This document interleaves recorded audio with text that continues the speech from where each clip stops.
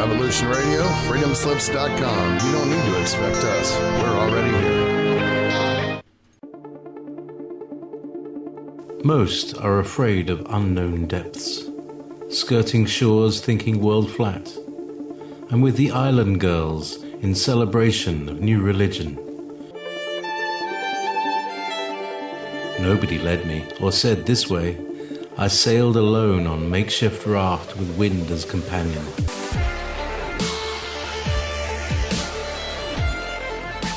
Fate for deliverance, confidence enough to assess new disposition.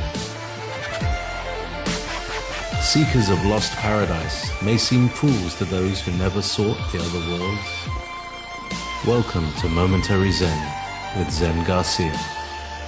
Visit www.fallenangels.tv. You're listening to Revolution Radio. And the great dragon was cast out, that old serpent called the devil and Satan, which deceiveth the whole world. Welcome, friends. I'm your host, Zen Garcia. This is Momentary Zen here on Revolution Radio. And I'm honored to have as guests with me this evening and for the next coming 2 Wednesdays, Duval and Carolyn Hamlett, two of my most favorite guests. And I'm just really grateful that both of you have found the time to join us. I know that you're so incredibly busy, so I consider it a great honor whenever we get to fellowship in this way. Carolyn, are you there, sister? Yes, I am. Thank you for having us back. Love to do shows with you and Daniel. Yeah, it's a great time. Always quality programming, and the information that comes up is absolutely spirit led. So, Daniel, are you there, brother? Yes, I am. Thank you for having us back. It's a pleasure to be here. Yeah, no problem at all. It's a great pleasure, great honor, and always a good time. And so this evening we're going to be covering a very interesting topic, and surprisingly, it's one that we haven't focused on in great deal. Of course, we've mentioned it in passing and have discussed it in the many shows that we've done in series, but definitely it's intriguing that we're going to be opening with the topic of the reptilian overlords, which that's why I read that particular passage, and then going into the dragon system, which I'm very interested to learn more about that as well. But before we do so, I'd like to give both of you the opportunity to present where people can go to find your work and your information and to support you in your endeavors. Carolyn, let's begin with you and your blog. And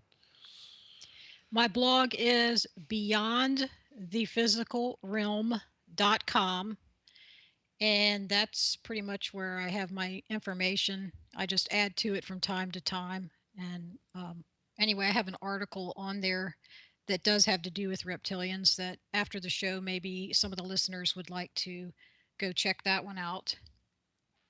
well, yeah, most certainly. Anything else of great interest that you've been writing on lately? No, well, actually, I'm always writing something. Yeah. There's so much that it'll probably never make on my blog. I guess I might as well. I'm just trying to decide whether I should make it public or not. But a lot of people have accused me of writing a book and trying to make money. I don't make a cent, but I do believe now that it is time that God has put it in my heart to write a book. Actually, I don't hear from him directly. Like I don't hear like, oh, God's talking to me. For sure, I'm hearing the word, his voice, that kind of thing. But there's sometimes I think most people can relate to feeling that deep, that presence of him Yes. that they know is him, his voice. And I did hear that, and I feel it's time for me to write the book. And like I even thought, God, I can't do that. It just seems insurmountable task. And it's like I actually heard the words with the feeling, knowing that I was supposed to write it. I heard, it was kind of like a chuckle, like, of course you can't do it by yourself. I'm going to help you. And I'll tell you what, it was like right after that, it's like things started falling into place.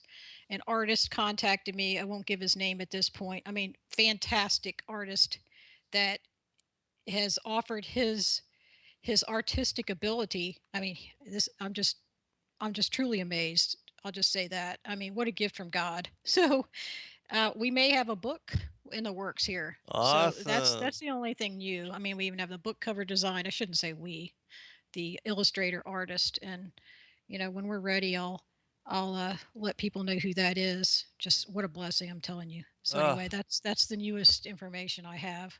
That's huge. I mean, that is really huge, and I'm really grateful that the Most High has led you to decision in that manner because you do have so much to say, and you have already in your blog been bringing forth so much incredible information, and then in sitting down and actually putting it to paper and focusing in endeavor in writing a book, I'm sure that you will also, bring it more concise, concisely forward and bring in, just incredible information to the public. And I think it'll be a grand blessing to everybody.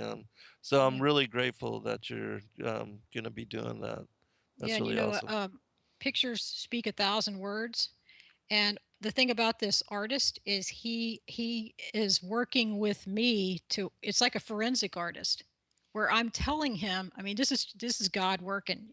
I know God is working for through this young man, that he's able to take what I say and some of my crude drawings. I'm not a gifted artist, but he's able to draw and even animate some of the things that I've seen and experienced. Wow. And I think this is going to be just it's going to be monumental. It's going to be awesome for people, and I think it's going to help a lot of people. That's the goal. I don't expect to be making any money off the book. That's not the goal. Right. And I'll say right now that my proceeds, I plan, if there are any proceeds after paying for the cost of the book, I plan to have it donated to Bride Ministries, just of Awesome. to help support other survivors who are working on recovery themselves.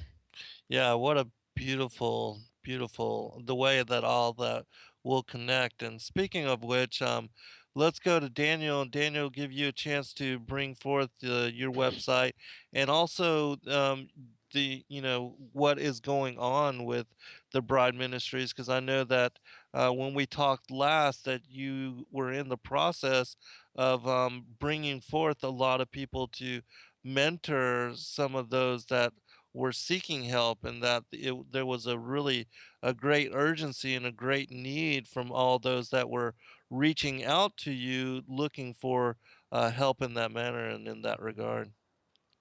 Yeah. Well, thank you, Zen. I mean, at Bride Ministries, we're like going nuts. And so we do have a lot of things going on. And Survivor, like the agenda to help survivors, is a huge component of that.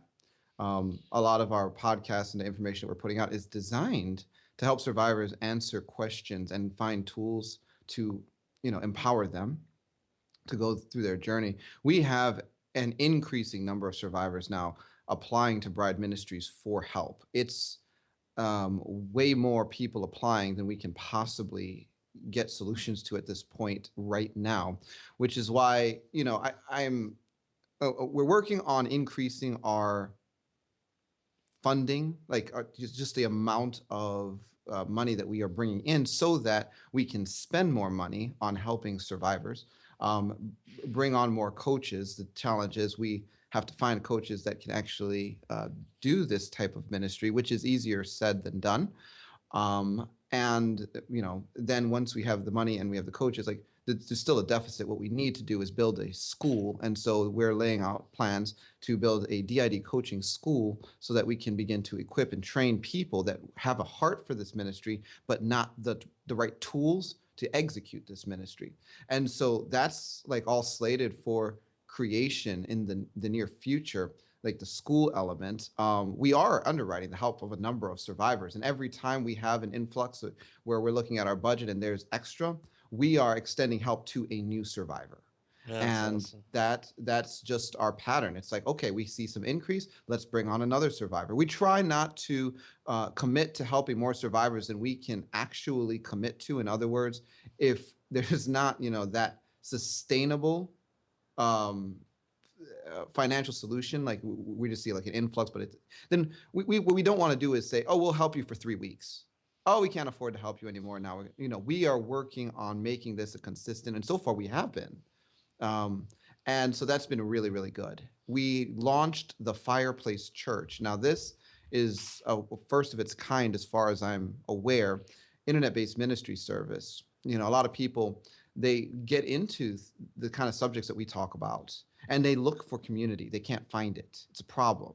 They go to local churches and they're not being fed, or Right. there's no one that's really identifying or tracking with them. And it's very frustrating. And we get emails, I'm sure you do too. Do you Yes. know of any local bodies near where I live in Alaska or Canada or Mexico or, I mean, any kind of place? And it's like, well, my network just isn't that big. So we built a platform from scratch. We called it the Awesome. Fireplace Church. And so people that go, they could watch a ministry service. It has worship, it has teaching, and all that. Then they click a button, and they will find themselves in a live internet-based moderated discussion group. They can chat with people from around the world that are like-minded. We built the platform, and Very it's every cool. Friday night, 7 p.m. Central Standard Time, at www.thefireplacechurch.org. And I'll tell you what, our church, we're trying to make it very sensitive to survivors and the needs of survivors. And we are taking steps to educate those that are joining to make sure they're not ignorant of what dissociation is, what it means. So, that's a huge, huge project. We invested over $30,000 into building this platform. And you know what, Zen? God blessed us. We managed to do it debt free as an organization. Awesome. Awesome. Yeah, yeah, just praise reports all around. And so, we're really excited about all of these things. We offer discipleship courses. And yeah, I mean, there's more plans than that going into the future, but that's where I'll press pause. Well, that is huge, and you are most definitely providing a grand service to, especially, those that are survivors and that have undergone, trauma-based mind control or been subjected to things that you can't just go out and talk to anybody about, and even pastor or preacher. Some of the things, especially in what we talk about in the shows that we do, they just simply won't ever be able to get it. And they won't know how to approach in trying to even assist somebody that has been subjected to things of this nature. And so, yeah, that's really amazing. And I'm really happy that the Most High is supporting all of you in your endeavors to do that. And if people listening wanted to help you, where would they go to donate? And also, is there anything else that they can donate, like their time or like school supplies or even clothes? I mean, is what is there as far as a need for the survivors and the people that you are helping? If they don't have money and but have extra stuff around the house, or I mean, is that something that could help you in your in your ministry? If we were like a localized ministry, that might make sense.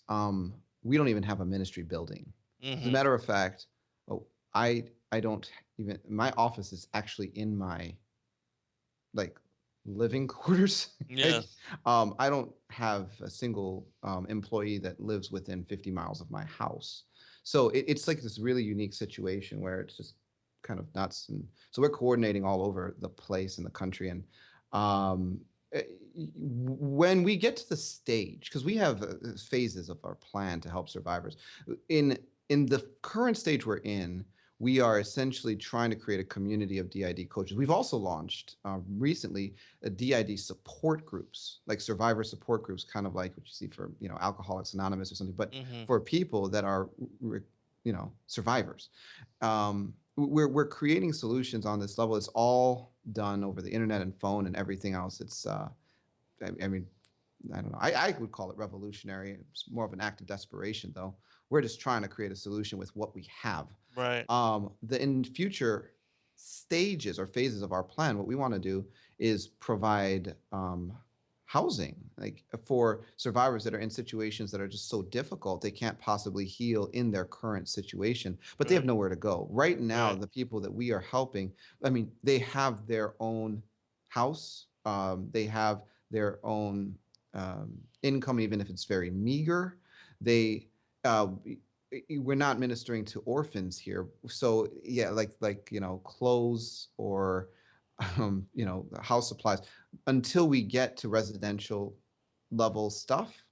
We really don't need that yet. Yeah. But that's Uh-huh. a great question. Thanks. Yeah, no, no worries at all, because I know that a lot of people are wanting to help and are willing to help and would go to that extent to find ways to support people in community, and maybe they don't have extra money or extra funds, but have stuff and or anything else, even clothing, whatever. I know that people have asked me, even others that I know that might need things in that manner, and so I thought I would bring it up. But certainly do let us know if you get to that stage, and I could, put the word out to my listening audience, that and have people ship directly to wherever the survivors may be, or even food or anything of that nature, but just to be able to help out in any way that the body of Christ, certainly, if they don't have money, there's other ways, and it's a blessing to be able to provide support in any way. And I know that people are out there wanting to help and wanting, certainly, to those that have undergone, and especially children that have gone through the things that even Carolyn has gone through, and survived. It's amazing to me that Carolyn, individuals like yourself can just come out as strong as you are, and to be as stable, and after having gone through what you've gone through. It's so such incredible strength, and so we're grateful to the Most High for supporting all Now, of you in that manner as well. Go ahead, I Daniel. I will say this. Um, if there are legal professionals that feel called to fight, like, and at this point it would have to be pro bono because we certainly don't have Right. the ability to pay for it, but we get a lot of stories that require legal help and assistance, and I usually just have to say we are not at the stage right now that we can um, come alongside of you in a legal battle, because I mean, there are custody issues that go along with dissociation and this whole Right. conversation that are just sick. Like, the abusing parent gets all the rights because the police are corrupt and the DHS is corrupt. And so the kids are taken from the sober minded parent and placed in situations where they are kept in a cycle of abuse. And there's no lawyers that are willing to stand up because it's not cheap. Hmm. We are really this one really hurts me, Zen, because some of these stories that I get are so heartbreaking. Yes. And it's like, Daniel, is there any way that you can help my situation? This is what's going on. This is what's going on with my kids. And it's like, no, I can't, because I'm not a lawyer and Right. because I can't afford $200 an hour to hire a lawyer for you Right. yet. Right. Um, so that if there's people that hear that and think, oh man, I might have something for you, Dan Duval, you get a hold of me. And people can go to bridemovement.com or um, thefireplacechurch.org. Get a hold of us both ways. Awesome. Well, I do pray that people that are able to help do hear and do extend um, their willingness to support and to help these individuals and families and children that really need this kind of critical support. And so, and thank you in advance, those of you that have the capacity and have the willingness to do so, and we pray that many reach out in that manner. But Yeah. all right, Hey, Carolyn, Zen, yes, Zen, yes, I'd like to. I've never brought this up on a program before, but I have. This is probably a good time to do that. On my blog, I have a donate button. That donate button goes straight to Bride Ministries. So if anybody's on my blog and they feel like they would like to help with the healing, offset the cost of providing the counseling, the coaching for another survivor, they can, if they look at the donate button at the top right hand corner of the first page of my blog, it'll take them right to Bride Ministries. And so awesome. I don't know how much people are donating from my blog, but I just thought I'd notice I've been accused of having a tip jar. That's no tip jar. Hmm. Yeah. Well, you know, uh, people that are out there that just beat up on others and accuse people of other things. I mean, we're all having to survive and struggle to manage and make it in this world, and especially for those of us that put the kingdom and prioritize it as our full focus.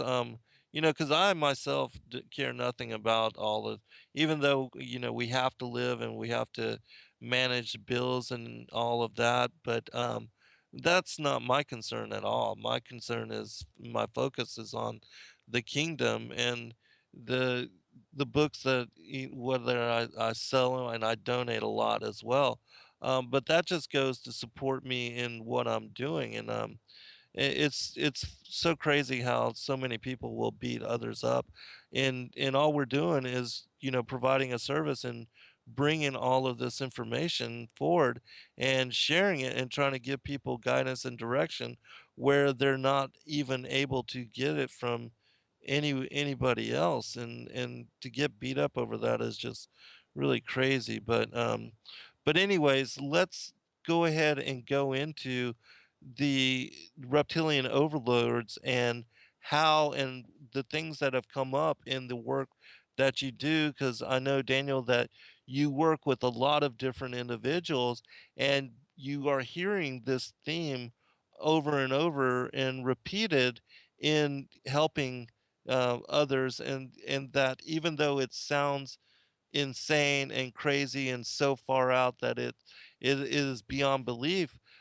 Even with all the Bible, the Nakash in Genesis chapter 3, Revelation 12, of which I read and quoted from at the very beginning of the show, we have this theme of these feathered serpent and dragon like entities and their presence here on the planet as being part of the powers, the principalities, the rulers of darkness, this wickedness in high places, and they have been since the beginning, since the war in heaven, have been warring against the seed of humanity. And this theme, that even though people don't recognize it, it is interwoven in all throughout Scripture. And so, can you comment on that first, and then talk in some about this, and then Carolyn, whenever you like, step in, and we'll just, you know, um, play off of each other in dialogue until we go into the other aspect of what you wanted to cover, the Well, dragon system. yeah, I mean, the reality is then, I never wanted to believe that reptiles walked around and ate people. Right? That Yeah. was just so distasteful in my mind because you know what? I'm Christian. And Right. Christians, they don't believe that reptiles walk around and eat people on spaceships. That that's not fun. Christians don't like to believe that reptiles live in human bodies and shapeshift and eat people Right. at Right. rituals. That is nuts. So I I didn't want anything to do with it.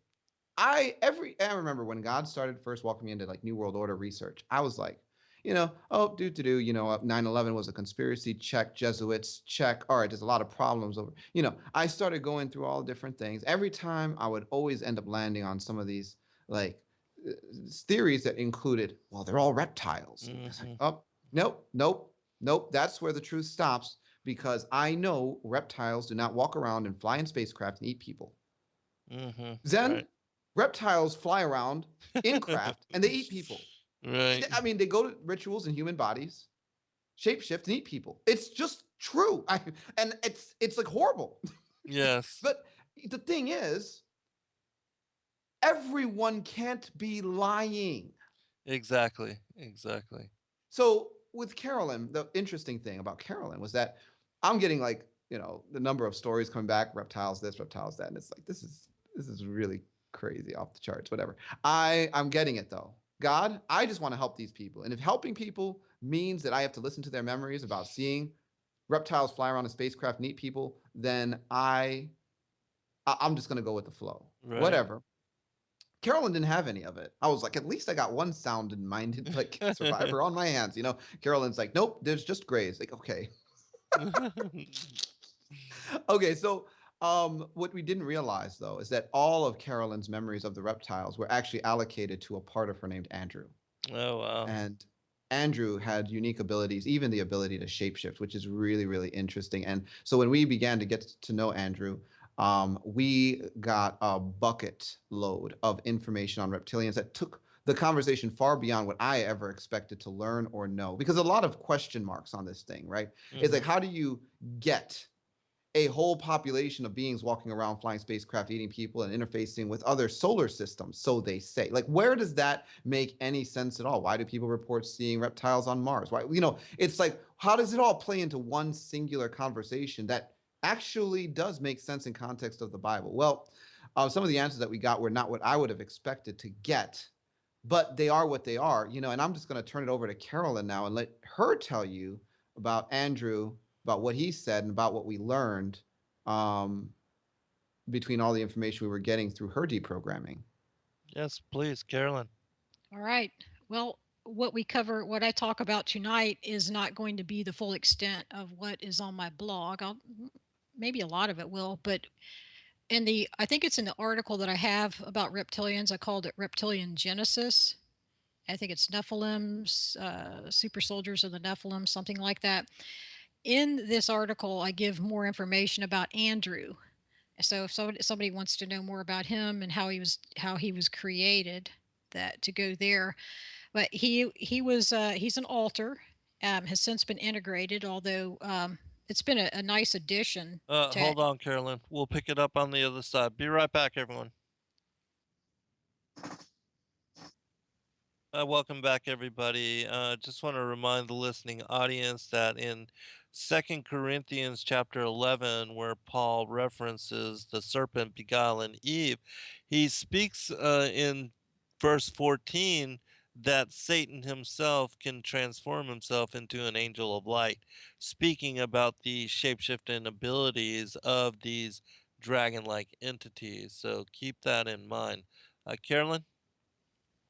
Okay, well, Andrew is or was a large part of me. Um, Something I even realized recently, just thinking, how things connect dots. I just think back of things in my past, and I realized that I thought back about how doctors had told me when I was a teenager that I had more male hormones in my body than most women. In fact, it was more like what a guy would have, but I was very feminine. But how did I have all those male hormones? Well, maybe it had something to do with Andrew because Andrew was a large part of me and very strong. In fact, his name means manly, it means warrior, it perfectly describes him. Andrew was created, I think, in about 1972. He was not created specifically to work with reptilians. It just happened that the group that he was working for, that he was created to work with, found that he was good at dealing with reptilians. So they gave him the job. And I think it's probably because of my bloodline. First of all, the shape shifting. I'm looking back on, nobody told me we were reptilian. It's just I was told that we came from a bloodline that wasn't totally human. Uh-huh. So it's kind of putting two and two together. It's also odd. I had unusual things happen in my childhood that had to do with reptiles, and it's just different, just putting two and two together and wondering about it. But anyway, shape shifting was something that I seem to have inherited that ability, and also, I mean, a genetic thing, and it also is other members of my family appear to have the same ability where we can. It's almost like being a chameleon. You start to blend in. You can actually blend in and change the physical appearances to get along with whatever group of people we've been associating with. I mean, I've throughout my life, I've had many, many different looks. Same person, many looks, and I think this might be part of it. But also with Andrew, I didn't. This was totally walled off from me. This is one of those. I mean, I didn't even know about Andrew until like a year ago, maybe a little more than a year ago, and because it was just totally walled off from me. But anyway, Andrew was used as, I mean, at that part of my life, there's like 4 years of my life I was used more after, like with mind control. I was used in an organization more as a guy than I was as a female. One of my alters was Candace. That's another one I've talked about before. She was used by the same group of people. So Andrew was also my protector, and the one that had to get me to where I was supposed to go to. And also, he was used more as, it was my body, but they used him more. So anyway, Andrew, what I could do is I could start telling you some things that Andrew told me about reptilians. See, I didn't, I could never ever remember anything that had to do with reptilians. Always, like Daniel said, I mentioned grays. I mean, I've seen lots and lots of different types of beings, entities, things that call themselves yeah, I don't know, it's like interplanetary beings. Those are all from Satan's spiritual hierarchy, all of them. And I've interacted with numerous different types, but never reptilians. So I thought, yeah, that's kind of odd. I don't know if I believe in them, but it seems odd that I don't have any memory of ever being with one. Mm-hmm. So in the meantime, something I found out, it's even some of the grays that I've been with, when I'm trying to, I've realized that some of them were, I really think that they, well, okay, like Colonel SC has said that grays are actually reptilians, and I'm seeing this now from my own experience of how, when I'm trying to describe some of the grays to the friend of mine that's the artist that's trying to do sketches for my book. I'm realizing, wait a minute, I really think these guys are reptilians or hybrids of them. Right. So anyway, what Andrew said, he said that they are that they're very dangerous creatures. I mean, because I have the memories of Andrew, I know what these guys look like, the type that he worked with. I understand there are numerous types. He knew of three main types of reptilians, and he dealt with several most of the time. And he knew them. He actually could speak reptilian. He claims. I'd like to understand. I'd like to get that back. It might be interesting. But Mm-hmm. he said that with reptilians, he says if they do a favor for somebody, they always believe that the person they do a favor for owes them much, much more. And he said it seemed like he had a an innate understanding of reptilians, and I think it's probably because that's in my bloodline. So he was able to deal with them that way because he instinctively knew what they might do next. It's like he could smell it. He could, well, they smell. I mean, physically they have a smell, but he could sense what they were going to do next. He could pick up on it, so he could react ahead of time to prevent something from happening or derail them if it was a dangerous situation. He was quick to do that. I mean, they're very volatile, he said. I mean, some of this information is probably nothing new to some people, but we'll get into more of that later. And let's see, I'm looking at my notes. Oh, hey, can I He's ask you two questions really quick? Before sure. we well, first, I wanted to ask you about the reptilian language and if it had anything to do with like the archaic dialect. Because I remember seeing it was either in the movie The Knowing or The Fourth Kind about these beings that were abducting these children, but the mother recorded them speaking like a Sumerian language or like an ancient dialect of Sumerian, but she didn't understand it. And then somebody that was a linguist was able to connected to, the Sumerian dialect, and I was just wondering if it was anything like that. And then the other question is, can you comment on the varieties, the types? Because I know that some people say that in the hierarchy of these beings, that those that are really of high level are the winged dragon type individuals, and then those that are lower caste in the reptilian hierarchy are non-winged, or some have horns and some are just regular humanoid reptilian looking type um, individuals. Well, I'm interested in. I have to check into that language. I'm not familiar with that. I do know with the Greys, I've heard their language. The at least the Greys that I was involved with, their type of language that actually is, sometimes it's a clicking sound, sometimes it's beyond a human range, auditory range. Hmm. It's the notes are higher, it's higher than our what we're able to perceive, and also lower sounds than what we do. With the reptilian language, from the only thing I remember, like from Andrew, is they appeared, it seems crazy to, I guess, to associate it with Klingons on Star Trek, but in some ways they reminded him of Klingons, and also like the combination of Ferengis in some ways. But it was, their language was like a guttural, appeared to be like a guttural type of a language, Hmm. and reminded him somewhat of of the Klingons on Star Trek. And they were really good at they had a certain cuss words, and that, I mean, just very foul. They used a lot, and Andrew was good at that. I mean, I'm not a person that uses that curses, cusses, Yeah. whatever, but Andrew was all guy. He Sometimes you have to do that to get people's attention. They aren't going to take you seriously. So he was really good at being able to throw them off by throwing out some, cussing them out. And he could sound just like they did, which would shock them that a human could sound like them and knew their lingo the way that they did.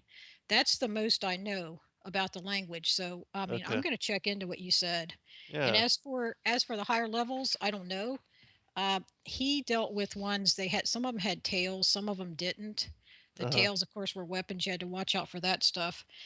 So uh, they looked, gosh, I need to get a drawing. They don't, I guess they might look more like what people say Dracos look like. I Yeah. haven't done I haven't done any research on my own to find out about them, other than that other people have said there's lots of different types and Right. degrees. Okay. So what what Andrew did give us, the information he did give us, was what he claims is the origin of them. So maybe there was an original origin, and then possibly they branched off different types and degrees from that, hybrids. Hmm. I don't know. So Can you talk about the origins, or the any stories about their ancient past, or anything that you know of in that sure. regard? Yeah. Okay. They were actually, what he said, that they're not angels and they're not demons. He said they were actually, let me see if I need to go background. I mean, he said that the Nephilim actually created them. They were, let's Yeah, see if they, I they need were to go like back. original super soldiers. That's Yeah. that's what we were told. They were like and oh yes, by the way, the smell, it's like cat pee. That's their smell. It's um Putrid. another thing, I just want to throw two things out there because I have a lot of reports that run through my uh mind as you're asking Carolyn some questions. Yeah. There seems to be this thing about the white color. If the reptilian is white, that usually denotes some kind of royal class. Um, Interesting. Also, height among the Dracos can Right. be a significant indicator of their rank. The tallest ones are typically understood as the ones with the most authority or power, while the shorter ones are like worker class. Right. Um, but yeah, we'll just pause there because the origins is so interesting. I never heard anything like the information we pulled back from Carolyn, and it begins with the idea that there were these pre-flood Nephilim, and they were looking to create like a super soldier class for their own purposes. And well, Carolyn, I'll just let you pick up there. Okay. I don't know what rank the ones that Andrew dealt with. They were, what rank they were. They looked about probably 8 feet tall, quite large build. So I don't know about that. But what he said is that they are a byproduct of Nephilim. That they were a super soldier that was created to do battle for the Nephilim. And what happened is they turned on their creators. They actually were too good at what they were created for. That's why they're bloodthirsty, and that's all. It's like that. That's all they want to think about is bloodthirsty and destruction. Pretty much, that's much, and just ruling, because that's what they were created to do. Just wipe stuff out. So they turned on their creators and they quit taking orders. They decided they were going to stop doing battle for the Nephilim and start working on. It's like a renegade group, and they actually considered themselves better than their creators for a lot of reasons. They're so they're actually they were created multi-dimensional beings. So I mean, so that's why they were such good warriors, is because they were able to disappear and appear, to manipulate matter. And they can either appear and do battle, or they can be silent and do battle. And what Andrew said is that's where, I mean, I don't have anything to back this up with, but he said the term dust devil, the original term for dust devil, came from these things, that the reptilians, because they would, one of the most frightening things they did was they could stir up the dust but be invisible and still have the sound of them coming, just ready to attack a village of people or a group of people, and it would just strike terror in the hearts of people. So so people started calling it dust devils when they saw the dust rising, a huge army coming. So anyway, I'm looking at some of my notes to see if there's anything. So their origin, they weren't created by God, of course. And looking to see what else. Okay, what I could do now is just go into what the reptilian how they reproduce or replicate. Yeah, anything that you want to Yeah, talk on about them is very interesting. yeah. One of the things about them that I haven't mentioned yet is that, see, a lot of the information, like what I'll do is, it's really interesting about with a part like Andrew, is I will go back and check. I mean, he'll tell me things, and I'll go back and check and find out that this information's accurate. Like he said that there was documented cases, right, that Native Americans had documented cases of seeing reptilians, and that some of the Native Americans actually could see reptilians, and they used to do rituals to protect themselves from it. And he said they called them lizard people. Well, then I looked it up. I found out the Hopi Indians actually did call a group of lizard people, and said they were associated with Alpha Centauri, and that they lived underground. I mean, everything that Andrew had said, I actually have found through the internet, according to other people on the internet. All I can say is that I didn't know it ahead. I didn't know this, but I found that it's been backed up by what other people have said on the reports on the internet. So if anyone wants to do that research, it's out there. Yeah, I So, believe they reference them as the rattlesnake people as well. And that even in Los Angeles, there was a city under Los Angeles that was discovered that was in the shape of a lizard, and the native peoples spoke of an ancient race of lizard beings that had lived in the area and in fact lived underground beneath Los Angeles at that time. And people can look that up as well. There's stories of that were published in the newspaper of an individual that I forget what his name was, but he was doing ground penetrating like radar and discovered all of these labyrinths, and also spoke about different caches of gold and like even a network connected to ancient libraries and stuff. It's very interesting article, and it's not difficult to find at all. Did you have anything, Daniel, that you wanted to add before I get into the next point? No, not particularly. The the the shocker was when we continued to press in uh, during our work. I was very curious. I'm like, okay, you know, if you have a male human and a female human and you put them together and make them one flesh, they will produce a baby. I was thinking, hold on, okay, there's all these populations of these reptiles, whatever. How do they reproduce? And I'm like, maybe, just maybe, I can get an answer for this bizarro land question. Who knows? Because you never know. It's like working with a survivor is like a box of chocolates. This is full of Right. goodies and pieces of random information. Like you just never know what you're gonna get. And it's like, okay, just ask the question. I learned a long time ago. You have to ask the right question. So I asked a question. I said, well, is there any info on how they reproduce? Believe it or not, there was a ton.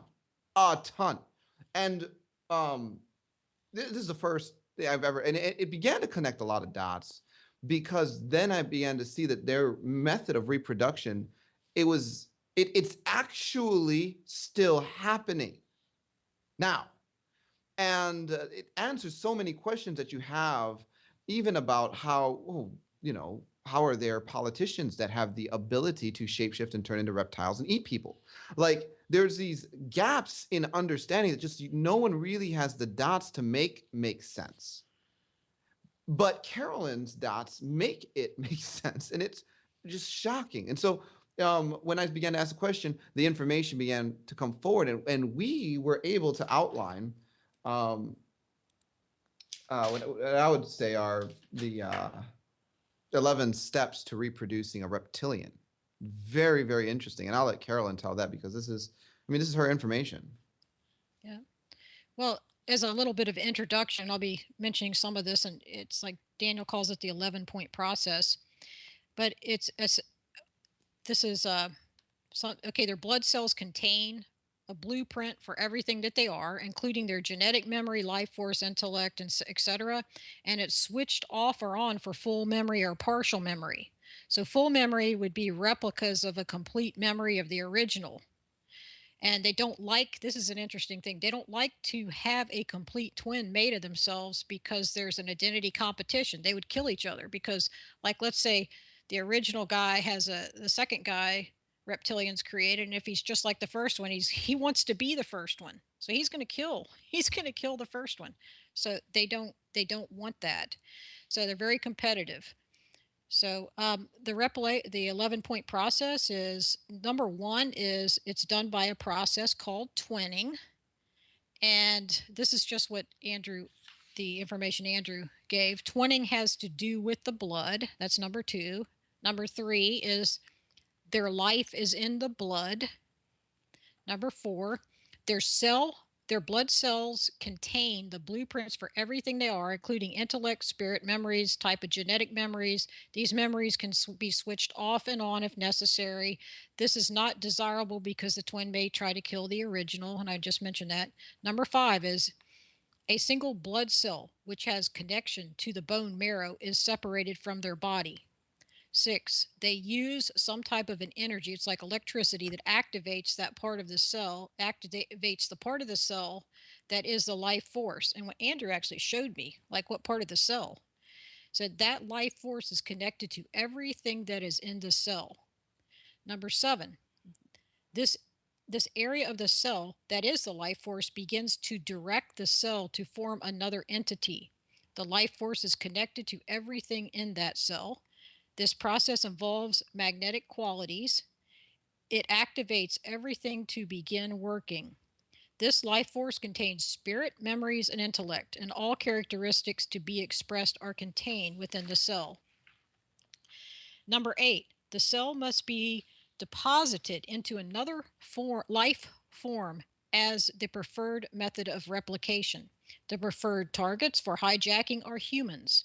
Although they find humans detestable, it is a necessary element for the process because the cell itself at this point may be in another dimension or anywhere else. See, one of the reasons they need humans too, I mean, there's numerous reasons, but one of them is because they are part human. They were created, they have human DNA in them.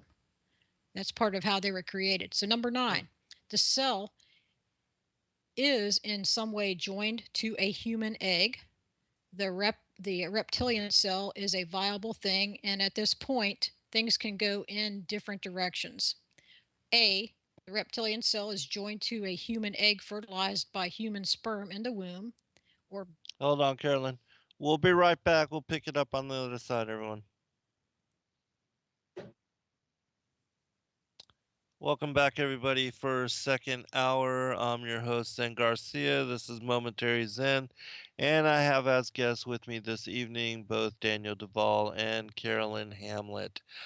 Before we continue, I want to give both of you a chance again to give out your website and contact information, whatever you would like to share, and where people can go to find your work. And also, Daniel, when you shared can you talk about any other books? Because I know you're a very prolific writer, as like myself.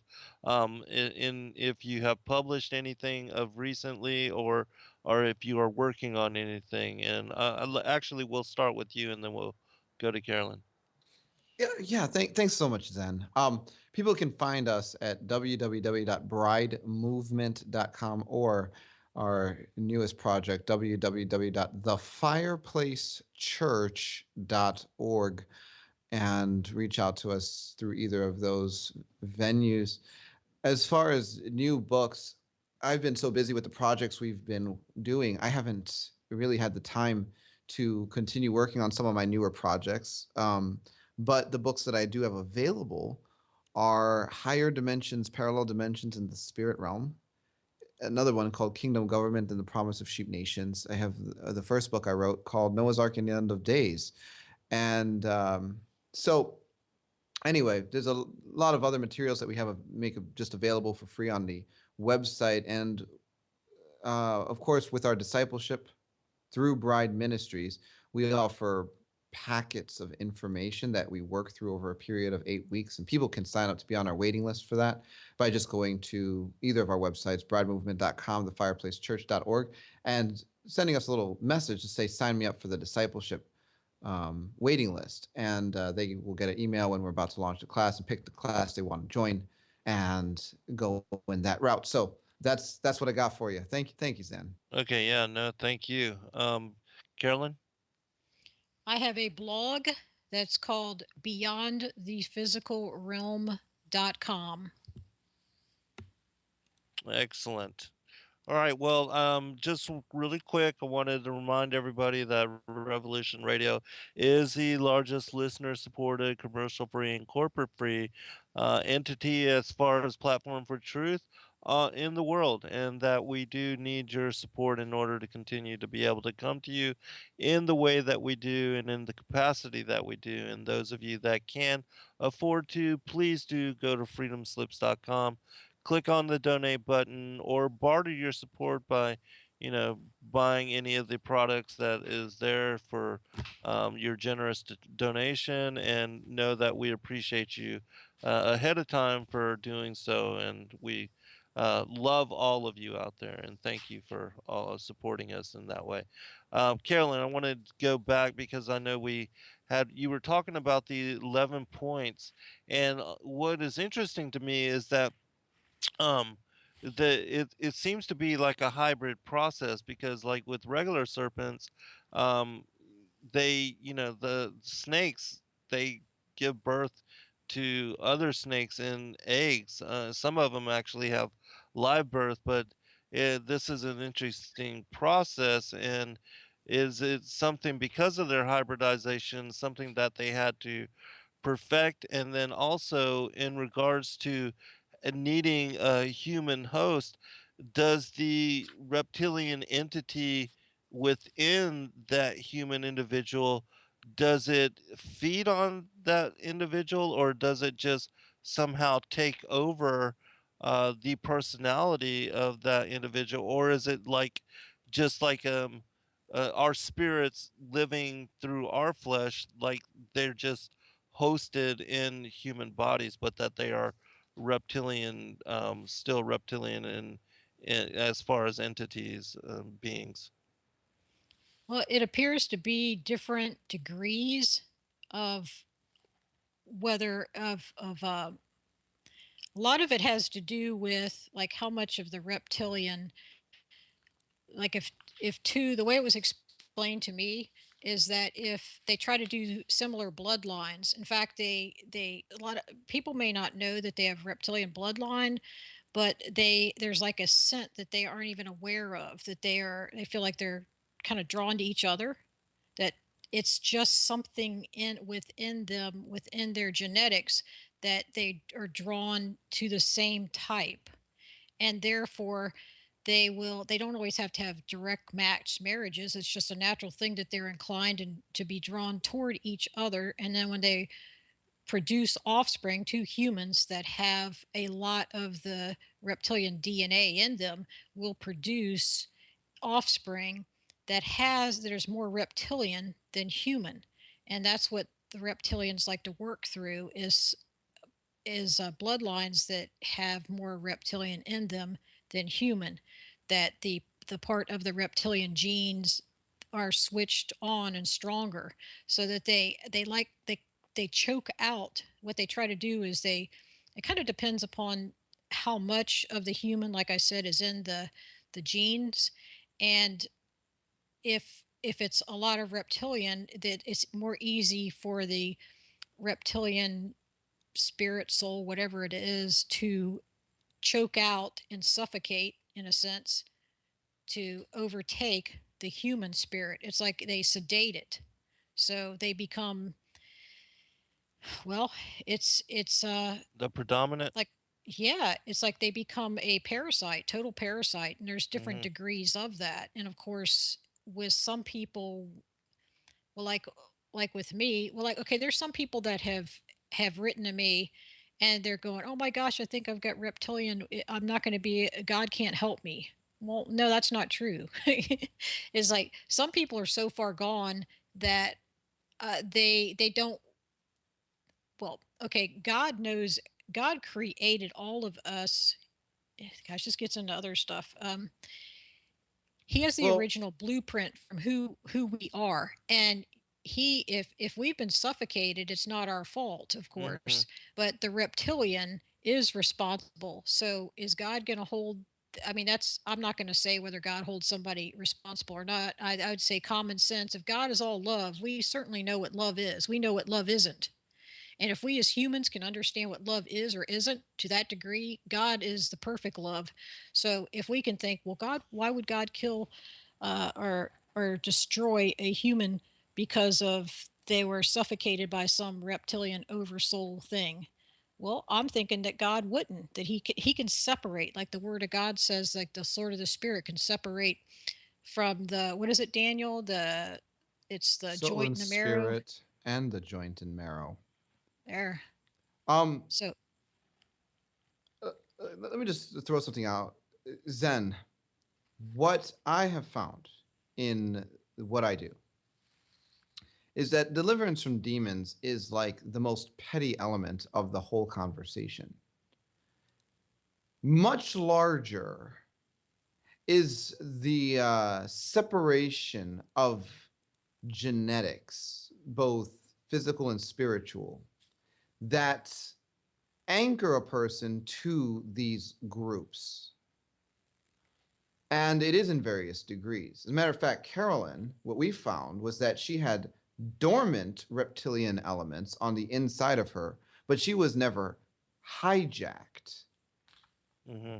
But like if you let her finish all the points, point 11 is actually very telling in response to some of the questions that you're asking. Yes, I want you to finish the points. And also, there's a question that arose in the chat room, and if you could address this and in the process, they were just wondering what you know about the reptilians, the Dracos, and their association with Orion. Okay. And you Okay. can go into the other stuff, and then when you get chance, you can go into that whenever. Okay. Daniel probably has, I'm sure he has information on that also. Sure. Hmm. I don't have a whole lot, and some of that I do. It's like I disassociate some of the details, but I do remember some of it. Okay. Also, with after the 11-point process, there's another way that the reptilians reproduce. So I'll just go into that part, and then why they prefer human hosts. Some of it I've already mentioned, and Daniel kind of has. Going back to the ninth point, it's that the cell is in some way joined to the human egg, and it is done several different ways. A was that it's joined to the reptilian cell is joined to a human egg fertilized by human sperm in the womb. B is the reptilian cell is joined to a human egg fertilized by human sperm in a laboratory. And C is less desirable. The reptilian cell is joined to an unfertilized human egg. So they use science, and they've learned what they've learned about cloning and replication. A lot of this, like through the laboratory stuff and what I've described, is they according to Andrew, they learned it from the Nephilim. So the 10th point is the reptilian cell is able to combine into the life form to the extent that it has the ability to project the physical characteristics of the human while remaining in charge. And it takes more energy though for them to keep the human form. For some of them, it takes more energy. So it says that they cannot. Andrew said they cannot kill the human spirit, but they can subdue it and subjugate it. And number 11 is they rule the host. They rule the host from that point forward. And let's see. They, of course, they have the replicated memory. Sometimes the memory can be replicated and exchanged, like from the original blood cell. So also they can.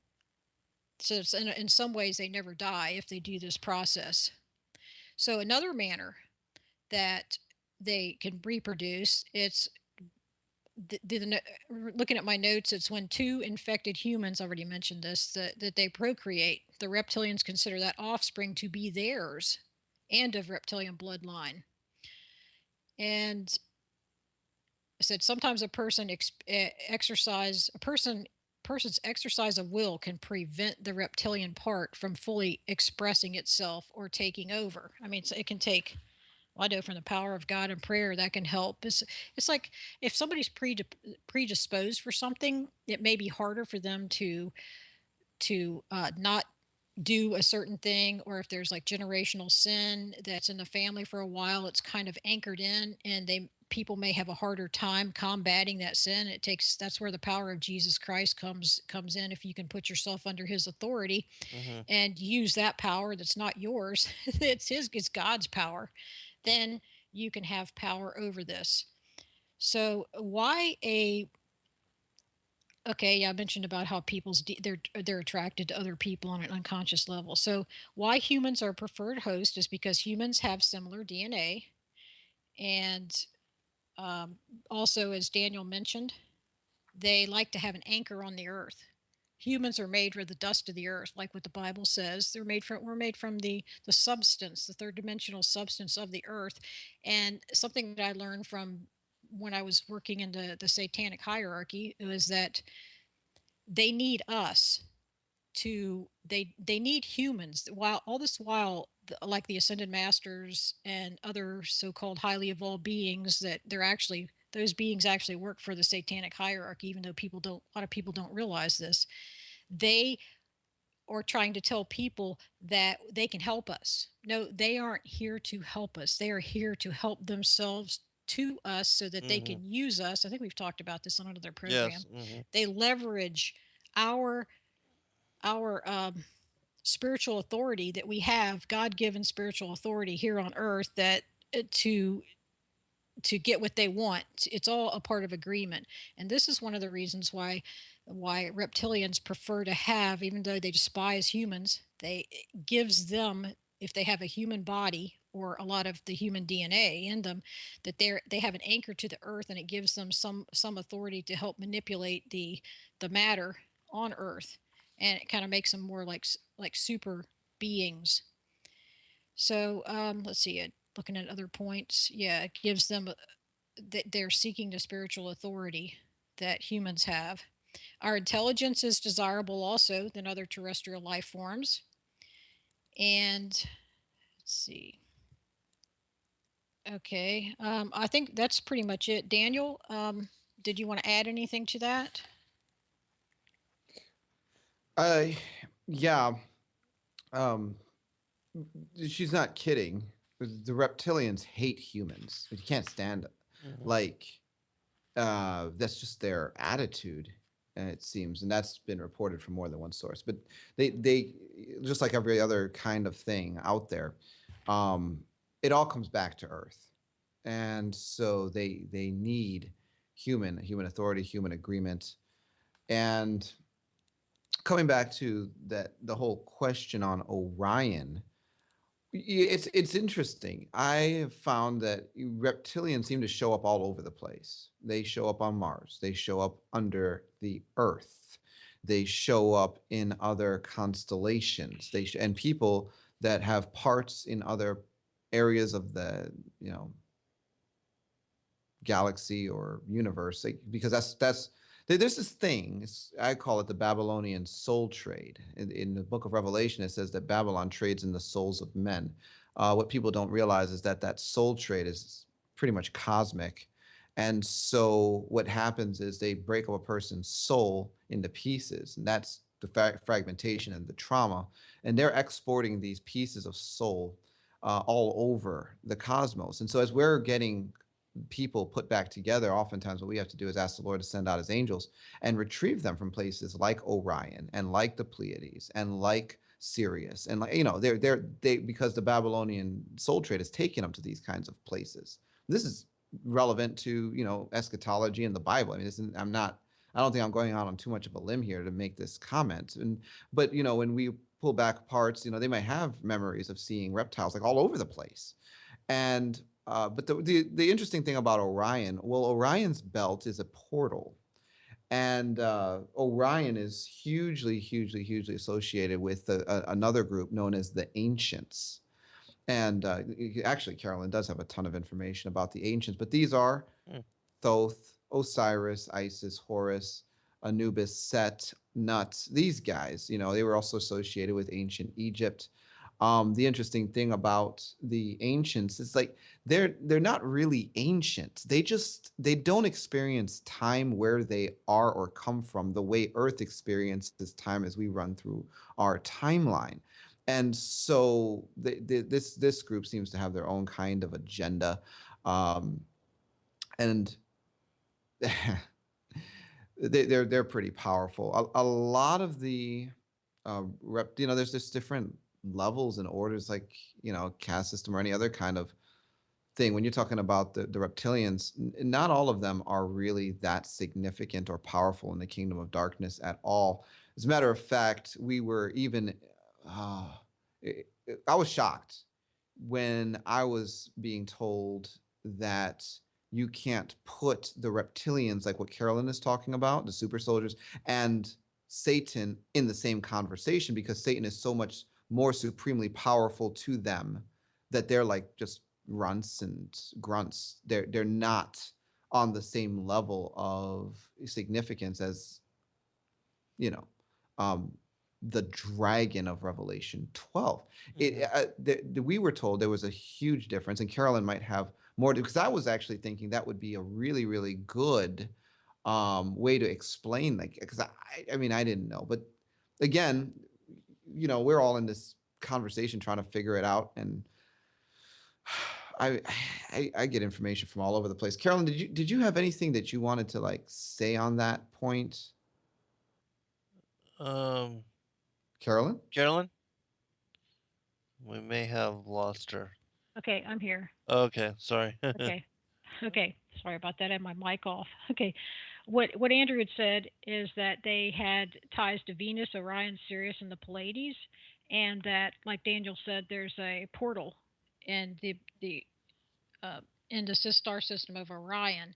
And what Andrew said was that the way that some of the reptilians escaped the Noahic flood, other than going underground pretty deeply, was that they exited. They went to through the portal at the star system of Orion, and which is outside of time, and they can actually, according to what Andrew said, and with the ancients, they can enter a certain time period, and is why they've actually sown their seed from the different time levels that way, and revisited it. It gets can get kind of complicated.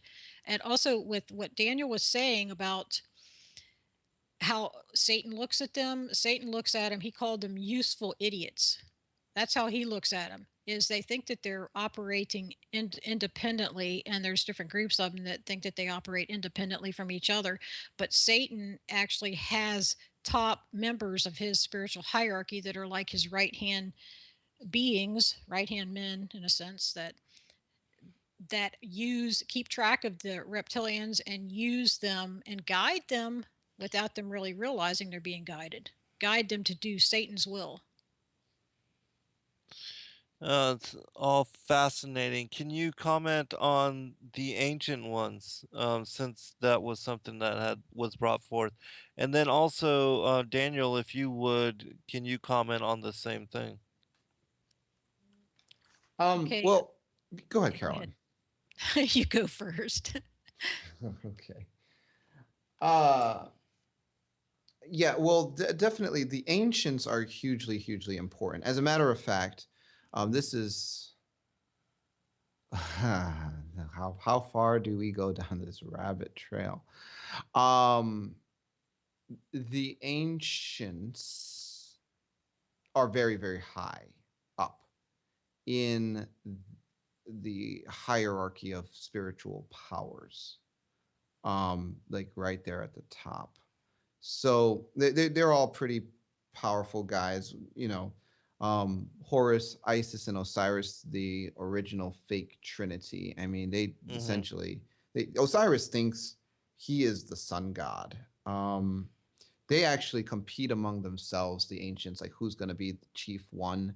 You know, they're all really, really involved. Like Thoth. Thoth was actually the intelligence we found behind Montauk. And of course, Montauk was a lot of the early efforts to engage in time travel, time manipulation, dimensional travel. Um, the Montauk chair would be used with children in order to open portals all over the place. And they did all these horrible projects. Who was behind all of that? Turns out it was Thoth. Like he was the mastermind, and he was, you know, putting information into all these people. But to see some of the top ranking people on the, I guess what you would call the quote unquote human side, they were reptiles. They were shapeshifting reptilians, and so you do see that there is cooperation and collaboration between these groups, and we get all of this back just from the memories. Um, the goodness gracious, the ancients seem to be on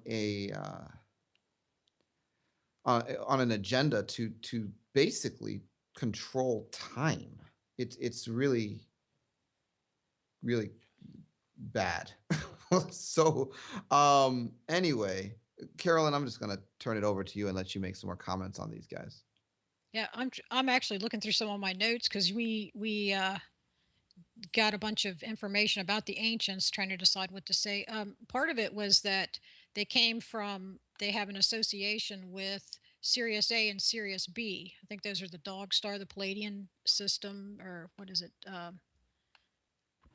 The Sirius, yeah, Yeah, Canis Sirius is the Major. dog star. Yeah. Yeah, okay.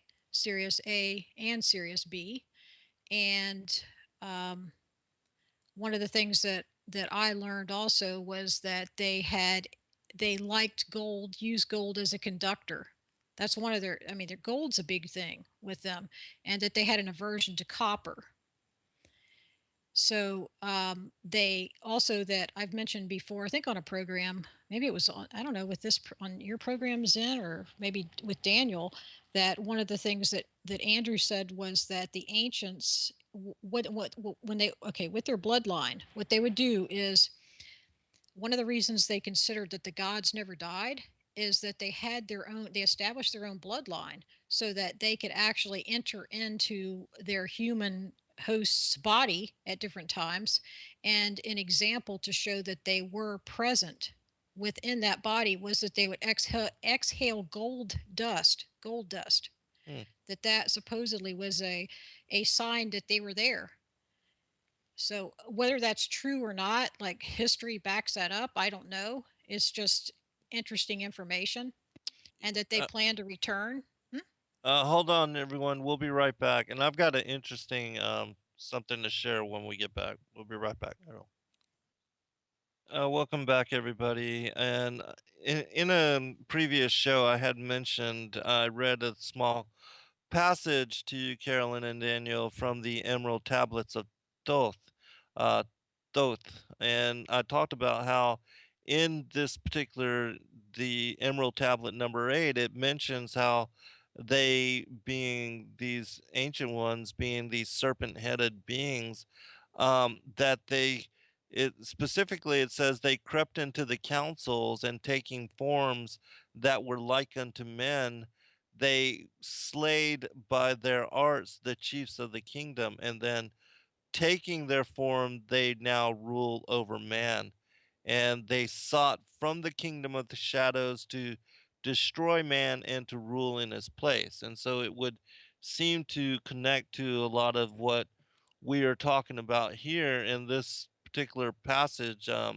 This text is supposedly from the time of Atlantis and goes back even 25,000 BC, according to some of the things that are written within it. But another interesting thing about there was a comment that an individual shared. Pale Rider said that Gary Wayne that suggests that Azazel was banished to Orion and that he was the leader of the fallen angels who cho- chose to mate with the women and birth the Nephilim, which I believe the Nephilim are the fallen angels. But one other thing in regard to the gold, which is interesting, in a series of shows that I was doing with Peter Moon, he was talking about how um, there's an ancient line of Tibetans that live for very long time, and he says that they use a form of monatomic gold in order to increase their longevity, and that they have perfected this technique, and they call it basically the philosopher's stone. It's like the highest form of alchemy, and it allows them to live thousands of years. And again, like these reptilian beings, indwelling in flesh bodies and being able to live for very long and extended period of times. But one of the comment is that there seems to be connection with Orion and as the place of origin or place, portal, escape, whatever it is, but there definitely is connection with Orion and also Sirius A, Sirius B, according to the Dogon tribes, to the ancient ones, or to um, what Kreta Mutwa calls the Chitta Uli or the Chitta Uri, which are also a different name for these reptilian entities. But, anyways, let me turn this back over to you, Carolyn, and then we'll get Daniel to comment. I think that's always interesting to have something validated. I take a chance, by saying some of this stuff. I just Right? go out on a limb, but some stuff I know has been proven. But I always learn something new on your show. You always have great information. So yeah, that's it. What you just said backs up the information I have, and just actually adds to it. So appreciate that very much. Oh, yeah, no problem. That's what we're here for, to be confirming witness to one another. And even though this just sounds absolutely, bizarro world. This is the reality of what we're dealing with, even with what Daniel was talking about, that, he had to basically face this in working with the different survivors, and, having the story repeated from many angles and many perspectives, which also, Daniel, I wanted to give you a chance, without sharing anybody else's names, but can you talk about some of the other survivor testimony of, in connection to the what we're talking about this evening, as far as the ancient ones and the reptilians, and, anything to do with Orion or anything of that nature? Well, yeah, I mean, I could share plenty. Um, I I'm pretty sure just about all of the ancients know who I am because I've been in conflict and war with them and their realms for some time, with different periods of time for different reasons and different people, just to get them set free. One of the things about the ancients, and this goes for most of the heavenly powers, even dragons, they create their own bloodlines Mm-hmm. and they follow their own bloodlines. And if they're going to, how do you say, walk in, they're Right. always going to walk into someone that belongs to their bloodline. It So they, certainly makes it easier. yeah, yeah. So, like, okay, here's something to think about, right? One of Thoth's names was Hermes, the thrice great, correct? Mm-hmm. Right. And so they talk about how he had multiple incarnations. How did he do that? Well, you have this spirit stepping in, I believe, to different individuals that are all on the same silver line, which would be his bloodline. Um, Literally, a series of people that carry a data packet anchoring their DNA to him Mm-hmm. because at some point he found someone to agree that he could get in there. Uh, as a matter of fact, this is one of the highest levels of bondage that we find is that the powers of the heavens believe that if their DNA is in a human individual, they have the right to use them for their purposes. Like sin, like let's say you go out and you get drunk a bunch of times, and the demon of alcoholism comes in. Well, that demon of alcoholism is pulling on an open door. You're not. You're getting drunk. That is the open door. You have given that spirit the right to be around because of the sin you've opened up in your life. So, spirit of alcoholism follows you around now. Until you close that door and repent of being a drunk, to turn that area of your life back over to Jesus, that demon doesn't really have to go anywhere. It kind of sticks around. Well, that's a very simplistic look at what an open door, an access point through sin can look like in a person's life. But iniquity, it is a funny thing about iniquity that it follows generations. And well, having foreign genetic code in a person's bloodline from one of these guys is an open door, apparently, even though there's nothing the person did to make that decision. They say that not like they said, oh yeah, I want to be part of those bloodline. They were just born that way, and so that suddenly they have very advanced spiritual problems that they cannot figure out. Well, there are people that have been under the worst kind of attack their whole life, and they're like, no matter how many deliverance sessions I go through, no matter how many times I go to the altar at church, no matter how many people I pray for me, I just can't get free of this overwhelming attack. What's going on in my life? Well, sometimes you're dealing with the fact that your very genetics have encoded into them this back door to heavenly powers. And so when I'm getting people free, it often does have to go that deep. Now, I've separated people from a lot of heavenly powers. I actually even have a whole teaching on how to get set free of these guys. I have something on my website called a principality prayer, um, which is relatively effective. But in doing some of this ministry, like I have two individuals, both of them were implicated with Thoth. And I actually did a couple of interviews featuring the both of them, and they were in relation to Montauk because both of these individuals were used at Montauk, both survivors of Montauk, and both have stories that corroborate one the other. It's just incredible. The description of the chair is the same. The way they traveled is the same. People involved, the same. I mean, it is right down the line. And one of the phenomenal things that we watched happen is that as I got these individuals set free of Thoth, there were corresponding, and it sounds like crazy, but it's just what happened. There were corresponding hurricanes, both of them striking the what was that island? Something. Goodness gracious, I can't pull it from memory right now.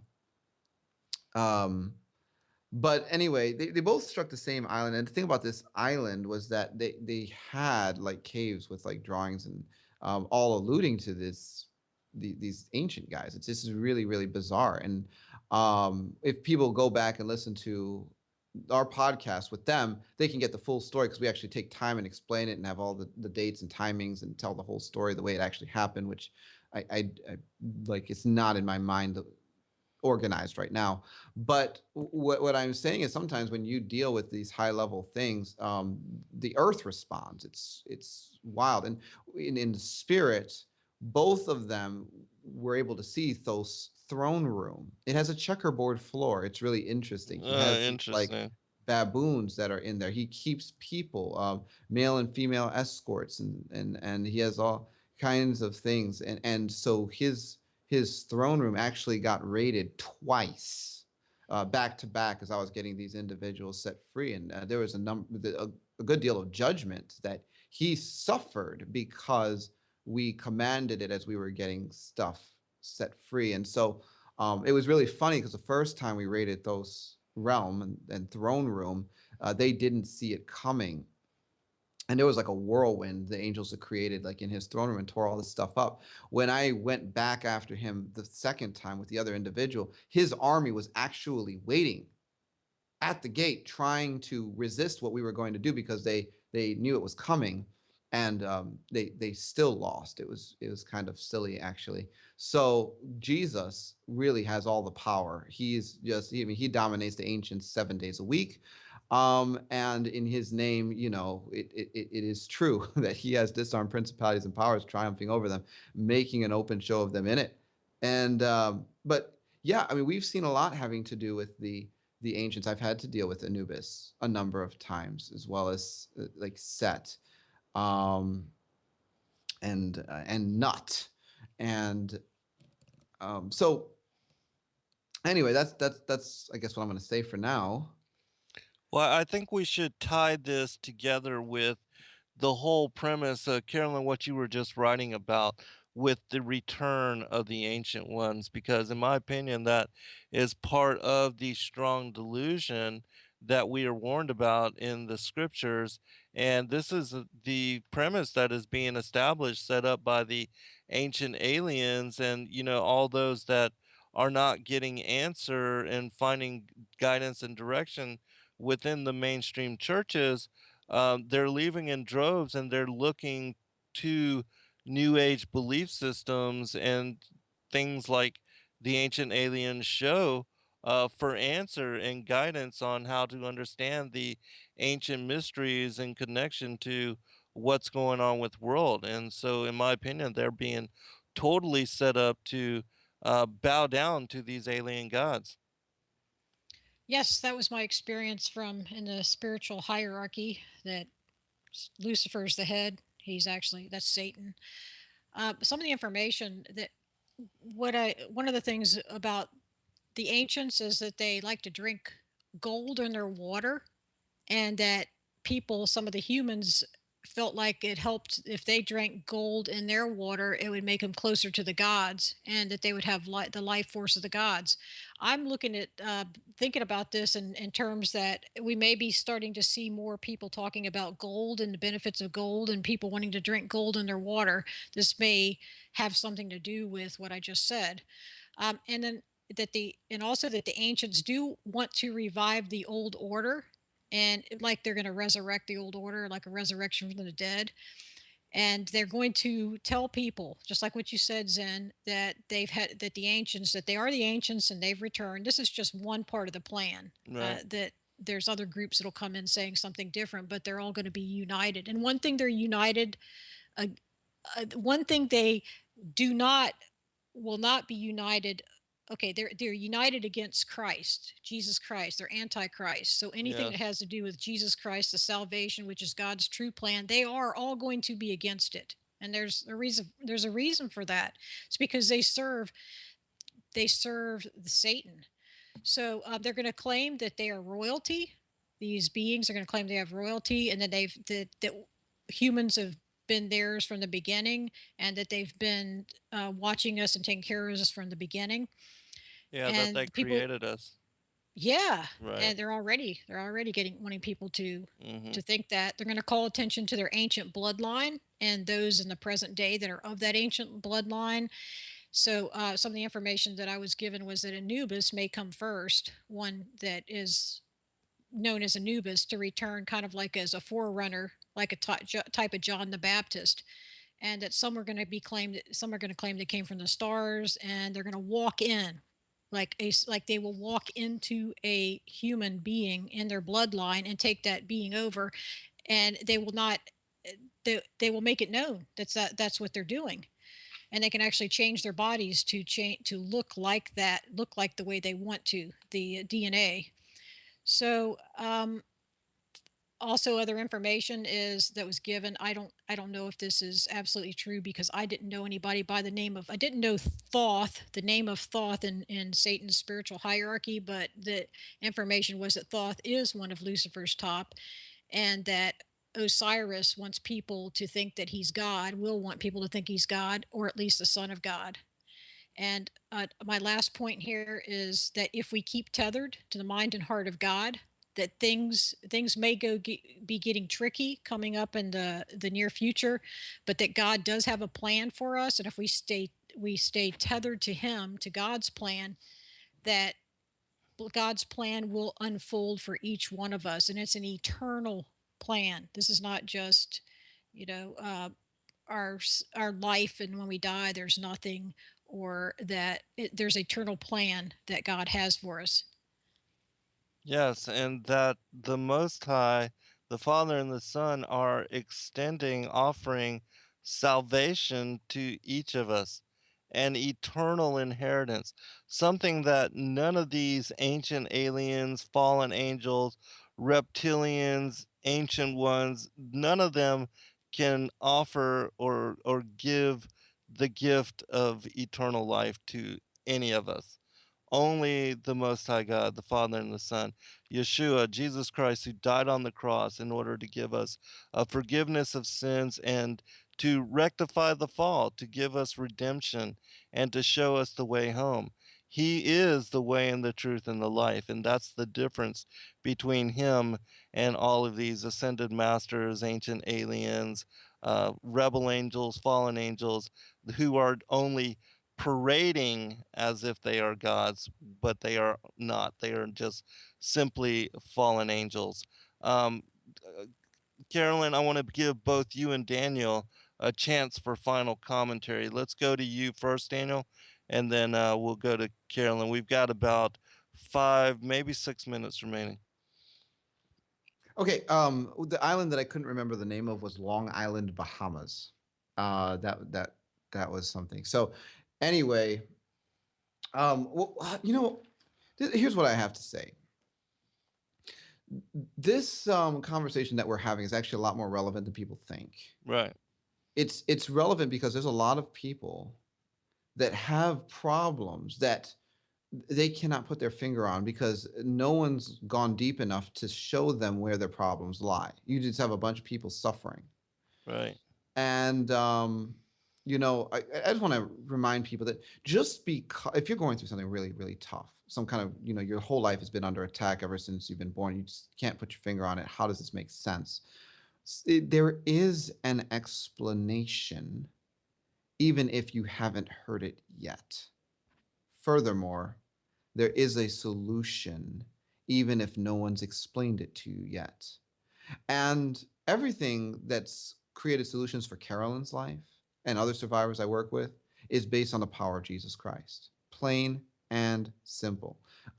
There's nothing that I do that I could do apart from Jesus.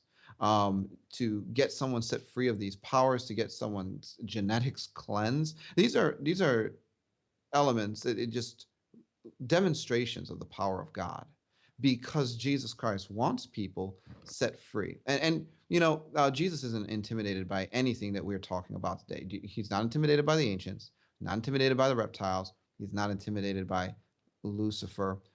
He's not. He's actually got power that can handle all of it. And I want to encourage people that there is a way to tap into that.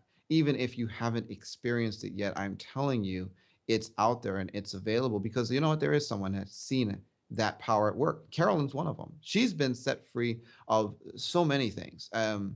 Even the reptilian issue, we got it out of her life with the power of Jesus.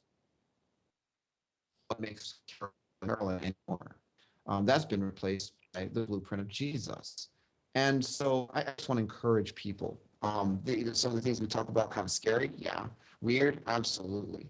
Um, but there is a reason, and ultimately that reason is that Jesus is in the business of redeeming people from the uttermost. So that's all I wanted to say, Zen. Thank you. Oh, yeah, no problem at all. Thank you. And I would also remind people, especially those that are new to Carolyn's story, is that she is and was an insider, that she was part of the establishment, what she calls the establishment, and working for the plan, the dark side, the Illuminati factions, which have been warring against us, ruling in the shadows and pushing forth the agenda for the New World Order. And so, um, really, she is a miracle in that she has been able to come out of those families and to break ties with all of um, those powers and all of those allegiances, and to shift and to turn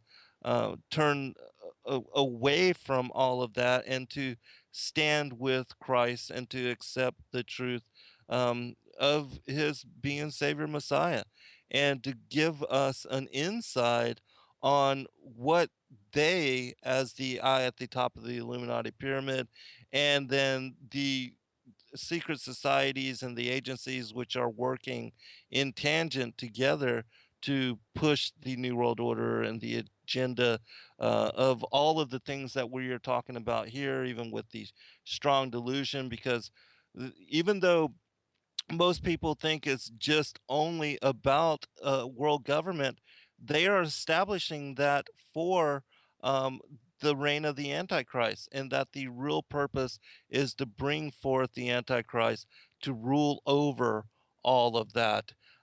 Carolyn, we got just 1 minute remaining. Did you want to respond to what I just said? No, I think that's excellent. I appreciate that. I don't have any other closing thoughts. Thank you. Well, thank Um, you, Carolyn. Go ahead, Daniel. I think there's because I've had my eye on the chat during this, and so there is a question about identifying. Um, I don't know. I guess if this is your problem, and the question is it a blood type? Um, I think that's a really good question. I know for a fact, like Carolyn said, that there is something about the blood that's just so significant. Bloodliners. I think though that what's going to get a person really close to the truth is beginning to investigate their family tree. Hmm. Who is in your family tree? And if you begin to run into royals, Dutch royals, families of power and influence in Europe, various countries, the Germanic ruling bloodlines. You're really going to be landing on the information that's going to say, okay, yeah, this is likely going to be part of my problem. I'm going to have to figure out how to get set free of the, you know, what's been seeded into my bloodline with the power of Jesus. Right. And if you have a lot of Freemasonic stuff, that's a sign too. God bless all. Good night. Thank you, Daniel and Carolyn. We'll be with you again next week, so everybody stay tuned. God bless all. Peace.